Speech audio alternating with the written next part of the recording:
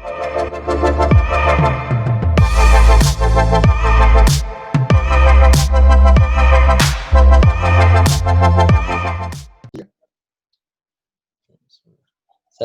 warahmatullahi wabarakatuh.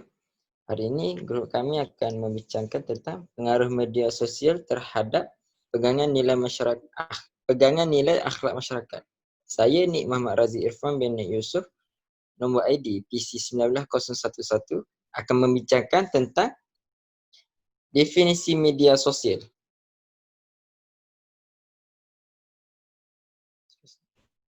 Okey, media sosial menurut Kamus Dewan Bahasa edisi keempat, media bermaksud alat ataupun pengantara dalam komunikasi ataupun perhubungan. Manakala sosial pula membawa maksud segala hal yang berkaitan dengan kemasyarakatan.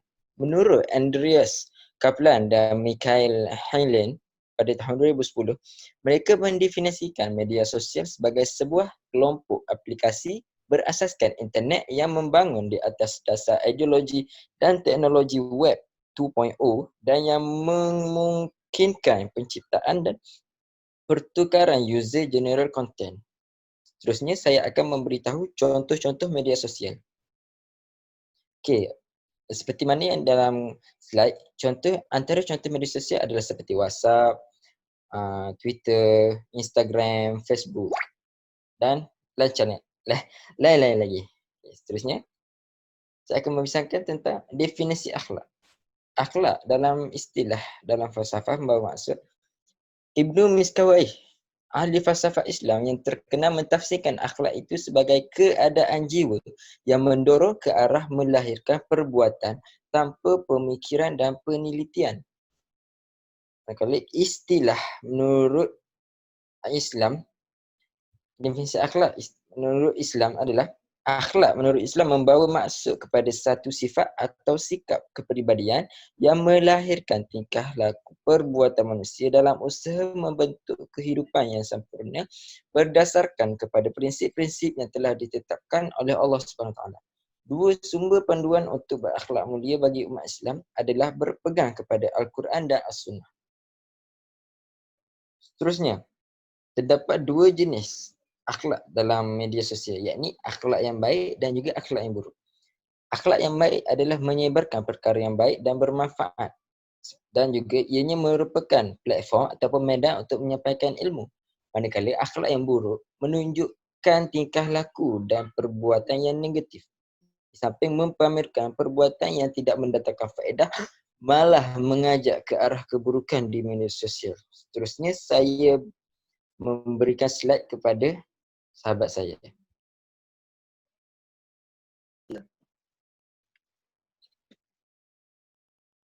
Assalamualaikum warahmatullahi wabarakatuh dan selamat sejahtera.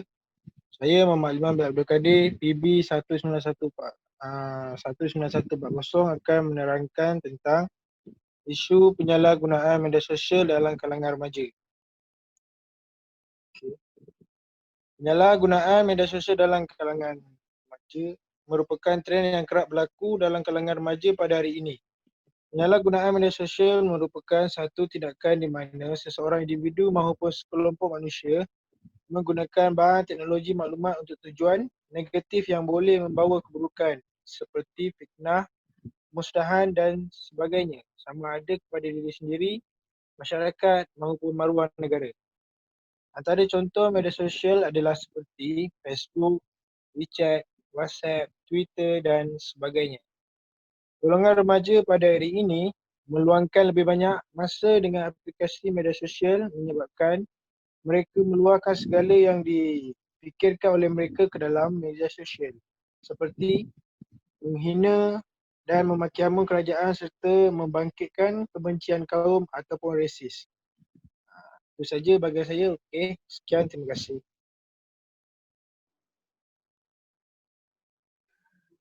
Okey, Assalamualaikum warahmatullahi wabarakatuh. Nama saya Muhammad Aiman Dania bin Muhammad Zulkifli. Saya akan membentangkan tentang faktor-faktor pengaruh terhadap penyalahgunaan media sosial. Antara penyebab utamanya adalah datang daripada pihak sekolah yang tidak berperanan dalam mengawasi penggunaan handphone yang dipakai oleh pelajar di sekolah, iaitu yang akan mengakibatkan kurang memberi tumpuan terhadap pengajaran guru dalam bilik belajar. Guru juga tidak mengambil dalam menyampaikan akan dampaknya penyalahgunaan handphone kepada pelajar. Seterusnya, penyebab yang kedua berlaku penyalahgunaan terhadap media sosial adalah adalah daripada pengaruh rakan sebaya. Bagi remaja, rakan sebaya adalah tempat mereka mencurahkan masalah dan pengganti kepada ibu bapa apabila ibu bapa tak ada di sisi mereka. Contoh remaja yang mudah terpengaruh daripada rakan sebaya, pertama, mereka yang kurang kasih sayang daripada ibu bapa. Kedua, mereka yang kurang kawalan daripada keluarga mereka. Itu akan menyebabkan penyalahgunaan terhadap media sosial. Yang ketiga, majoriti masyarakat lebih menggunakan media massa sebagai rujukan, kerana melalui media massa kita dapat menerima maklumat dengan lebih pantas dan cepat, dan ini akan menyebabkan ramai tertarik untuk lebih melayari media massa berbanding merujuk kepada pembacaan buku-buku ilmiah yang lebih sahih. Maka berlakulah penyebaran berita palsu lebih luas. Yang terakhir, penyebab yang seterusnya adalah sikap daripada ibu bapa itu sendiri. Sikap ibu bapa ini yang kurang pengawasan kepada seorang anak yang akan menyebabkan anak itu terpengaruh untuk melakukan penyalahgunaan media sosial.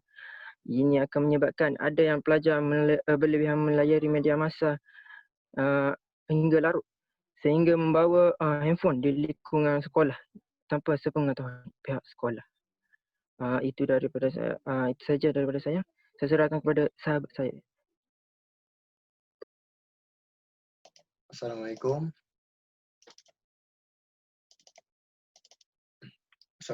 Saya Bashiruddin Ahmad Beraminis, PB 19138 akan melanjutkan pembentangan daripada tentang media sosial. Okey, saya akan menerangkan implikasi iaitu kesan ataupun implikasi media sosial terhadap pembentukan akhlak. Okey. Yang pertama, dia akan menghakiskan semangat persaudaraan. Contoh, dia akan menghakiskan semangat persaudaraan iaitu penggunaan laman sosial seperti Facebook yang meluas dalam kalangan masyarakat boleh menyebabkan fitnah dan mudah disebarkan kepada semua pengguna laman sosial tersebut. Sebagai contohnya, negara kita pernah digemparkan dengan satu berita penceraian yang berlaku dalam akaun Facebook. Hal ini telah mendapat kritikan daripada majoriti rakyat. Okey, Malaysia yang menyifatkan bahawa perbuatan semedikan amat memalukan kita kerana telah mencemarkan kehuluran peribadian sebagai penganut agama Islam. Selain itu, dia implikasi seperti itu telah menyebabkan segelintir pengguna yang tidak bertanggungjawab ataupun yang bertanggungjawab segelintir tidak bertanggungjawab dan mencetus kontroversi di alam maya sehingga mengaitkan seseorang. Jelaslah bahawa penggunaan laman sosial akan menghakis semangat persaudaraan serta mencerminkan kedaulatan negara sebagai negara disegani dan berintegriti. Selain itu, dia juga akan melahirkan masyarakat yang beku dan lalai dalam melakukan sesuatu tugasan. Okey, penggunaan laman sosial juga melahirkan masyarakat yang beku dan lalai dalam melakukan sesuatu tugas. Kepelbagaian aplikasi yang menarik seperti permainan yang terdapat dalam laman sosial mampu melakukan sesuatu tugasan seperti macam mana sesuatu aplikasi yang menarik permainan yang terdapat dalam laman sosial mampu menarik minat pengguna laman sosial tersebut. Hal ini menyebabkan pengguna akan berasa seronok sehingga leka dan lalai untuk menyempurnakan urusan mereka. Tambah pula, penggunaan laman sosial juga memberi kesan kepada prestasi kerja dan pelajaran dalam kalangan anggota masyarakat. Hal ini mengalami kebejatan idea untuk meningkatkan prestasi negara. Golongan pelajar juga yang menjadi tunjang kecemerlangan negara tidak dapat dilahirkan. Ekoran penggunaannya yang melalaikan. Masyarakat oleh itu, penggunaan laman sosial akan melahirkan tenaga kerja yang kurang berkualiti. Seperti dia akan jadi, pekerja akan malas, tak melakukan pekerjaan dengan tekun. Dia akan buat kerja dengan main-main saja. Selain itu, saya akan teruskan ke poin seterusnya, iaitu mencemarkan kedaulatan negara. Okey. Mencemarkan kedaulatan negara yang merupakan seperti penggunaan laman sosial juga memberi kesan kepada kedaulatan bahasa Melayu sebagai bahasa kebangsaan. Kedaulatan bahasa Melayu akan tercemar kurang daripada kemunculan bahasa Selangor atau lebih dikenali sebagai bahasa Rojak. Penggunaan bahasa Rojak ini macam-macam, contoh daripada dia banyak penggunaan. Contohnya penggunaan bahasa Rojak dalam kalangan masyarakat amat membimbangkan cendekiawan bahasa di Malaysia kerana penggunaannya semakin meluas. Penularan bahasa Rojak ini akan menghakis keaslian dan nilai-nilai estetika bahasa Melayu. Sebagai bahasa rasmi negara kita, oleh hal yang demikian, jelaslah bahawa penggunaan teknologi ini boleh mencerminkan kedaulatan bahasa Melayu dan menyebabkan kita seperti ditelan mati emak di luah mati bapa. Seterusnya, poin yang terakhir saya akan menerangkan iaitu pengaruh atau unsur pornografi daripada barat. Okey. Contoh daripada yang pengaruh pornografi ni, banyak student ataupun anak muda dia akan terpengaruh dengan pornografi, iaitu dari unsur-unsur yang tidak baik, akhlak yang tidak bagus. Contohnya, kesan penggunaan laman sosial yang seterusnya ialah tersebar pengaruh atau unsur pornografi dari barat ke dalam kehidupan masyarakat. Unsur pornografi mudah didapati di laman sesawang internet. Unsur pornografi seperti bahan bacaan, gambaran dan video mudah diakses dan disebarkan oleh pengguna laman sosial tersebut. Hal ini demikian kerana laman sosial seperti Facebook dan MySpace diakses bukan sahaja oleh penduduk di dunia. Selain itu, budaya barat seperti black metal, punk, gothic dan skinhead akan menular dalam pemikiran remaja di Malaysia. Perkara ini akan mempengaruhi remaja untuk meniru budaya sehingga wujud budaya hedonisme dan gangsterisme di sekolah. Jelas bahawa penggunaan laman sosial dapat mempengaruhi pemikiran anak muda sehingga menghakis nilai-nilai moral masyarakat. Dan saya akan ada satu isi tambahan daripada saya. Penggunaan laman sosial juga menyebabkan banyak berlakunya penipuan atau pemalsuan. Hal ini demikian kerana terdapat banyak kes penipuan yang berlaku terutamanya dalam kalangan remaja perempuan. Perkara ini disebabkan oleh mereka yang baru dikenali melalui laman sosial seperti Facebook, WeChat, MySpace dan lain-lain lagi, banyak lagi iaitu laman sosial. Perkara ini disebabkan mereka baru dikenali dalam laman sosial.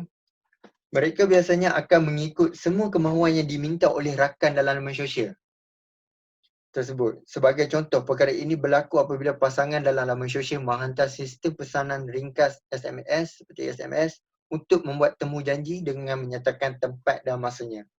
Seterusnya, remaja perempuan tersebut akan pergi ke tempat yang telah dinyatakan tanpa berfikir panjang. Namun demikian, setibanya di tempat yang dinyatakan oleh kenalan laman sosial itu, mereka kemungkinan ditipu dan ada juga yang telah menjadi mangsa rogo. Itu saja daripada saya. Saya akan serahkan slide ini kepada seterusnya iaitu pembentangan seterusnya ya. Terima kasih. Okay. Assalamualaikum warahmatullahi wabarakatuh. Saya Siti Aisyah binti Bajenal PC 19022. Saya akan membentangkan tentang cabaran penggunaan media sosial. Terdapat pelbagai cabaran penggunaan media sosial pada masa kini dan ini antaranya adalah yang pertama, kesahihan maklumat.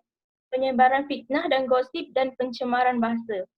Kesahihan maklumat ini penting bagi kita supaya tidak berlaku penyelewengan dan kepalsuan fakta, terutamanya bagi kita umat Islam dalam soal ilmu agama yang perlu dipastikan kebenarannya.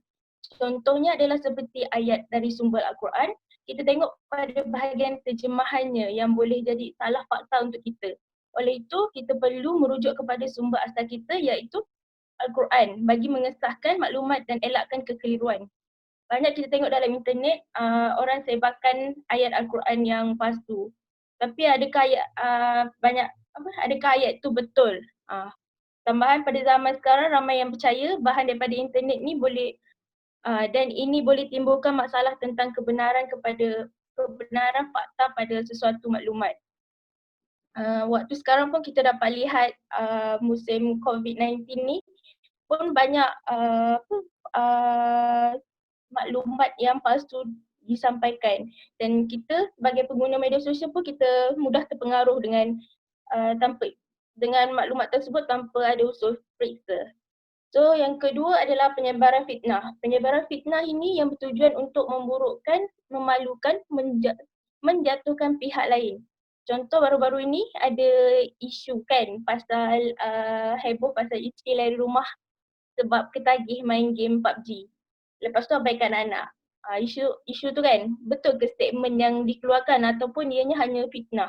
Ada yang kita dah semak betul-betul tentang isu tu ataupun kita hanya sebarkan sahaja kepada semua tanpa ada jawapan yang sahih? Jika kalau isu tu betul, maknanya okey lah pada kita. Tapi jika apa yang kita sebar tu salah, apa akan jadi pada diri kita? Dalam Islam sendiri, fitnah itu adalah satu dosa yang besar. Fitnah ini akan memberi kesan terhadap maruah dan kedudukan seseorang individu itu sendiri. Oleh itu, daripada kita terus sebarkan fitnah tanpa usul periksa, lebih baik kita diam. Kalau nak sebar boleh, tapi pastikan kita amalkan 3S. Semak sebelum sebar. Okay, poin yang terakhir ialah pencemaran bahasa. Pencemaran ini berlaku tanpa sedar tentang kerosakan penggunaan bahasa perbualan, chatting sekarang hanya gunakan tulisan yang ringkas dan mudah. Seperti rakan saya Bashir kata, cemarkan kedaulatan negara, contohnya gunakan bahasa rojak. Sama juga dengan pencemaran bahasa sekarang. Ini akan membahayakan terutama kepada pelajar kerana takut apabila dia dah terbiasa dengan menggunakan bahasa rojak, dia akan terbawa-bawa sampai masa tadi, masa nak jawab peperiksaan. Okay. Kita boleh guna perkataan ini tapi kena bezakan penggunaannya untuk tujuan rasmi dan tidak rasmi. Okay. Sekiranya penggunaan bahasa rojak dan istilah-istilah remaja tak dibendung dengan meluas, lama-kelamaan bahasa ini akan jadi sebati kepada seseorang individu. Maka mutu kualiti bahasa dalam kalangan pelajar akan semakin merosak. Sekian sahaja daripada saya dan saya serahkan kepada pembentang seterusnya. Okay, Assalamualaikum. Nama saya Noreshki binti Jalani. Nombor metrik PC 19119. Saya nak terangkan pasal kesimpulan saya Pak Akhir. Okay. Pengaruh media massa dan hubungannya dengan pembentukan akhlak mulia adalah sangat penting dalam membentuk perbuatan manusia dan apa sahaja yang lahir daripada manusia itu sendiri. Kaedah yang tepat dalam memulihkan tingkah laku manusia dan mewujudkan cara hidup yang sejahtera adalah dengan memulihkan dan membersihkan jiwa manusia di samping menanamkan nilai akhlak yang mulia. Selain itu, Islam juga menegakkan bahawa kebahagiaan atau kesengsaraan, kemewahan atau kemiskinan adalah berpunca daripada nilai murni dan sifat yang terdapat pada diri manusia. Okay, kepentingan dia. Pembinaan akhlak mulia dan hubung kaitnya dengan media massa juga dapat dilihat dari aspek pertimbangan sebelum membuat atau meninggalkan sesuatu tindakan. Okay, Islam menekankan agar manusia berpegang kepada mana-mana akhlak dan mencintai akhlak yang baik serta berusaha melaksanakannya dalam kehidupannya sehingga setiap Muslim sentiasa berakhlak baik dan pengaruh akhlak juga jelas kelihatan dalam amal perbuatannya. Islam menekankan agar manusia berpegang kepada Okey, kepentingan akhlak dalam kehidupan manusia adalah suatu tuntutan mutlak. Akhlak adalah topik yang sangat penting sebagai cara hidup Muslim. So sekian saja daripada saya. Bye.